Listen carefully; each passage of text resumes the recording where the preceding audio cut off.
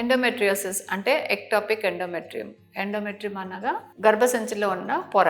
ఆ లేయర్‌ని ఎండోమెట్రియం అంటాము. ఆ ఎండోమెట్రియం గర్భసంచిలో కాకుండా బయట ఉంటే గనక, అంటే గర్భసంచి బయట మేబీ మోస్ట్‌లీ ఆ tubes, ovaries, peritoneal cavity or uterus లో ఉండే గోడ దానికి ఆనుకుని ఉంటే దాన్ని మనం ఎక్టాపిక్ ఎండోమెట్రియోసిస్ అని అంటాం.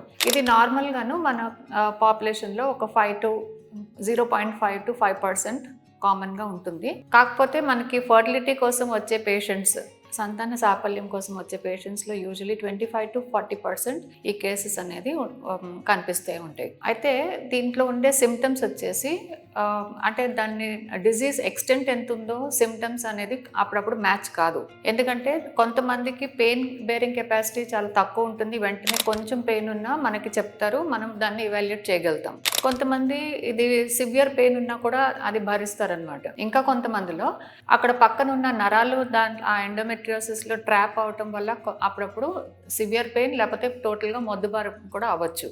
అందుకని మనము డిజీజ్ని ఇవాల్యుయేట్ చేసుకుంటానికి మీ డాక్టర్ గారు సాయం అనేది తప్పకుండా తీసుకోవాలన్నమాట.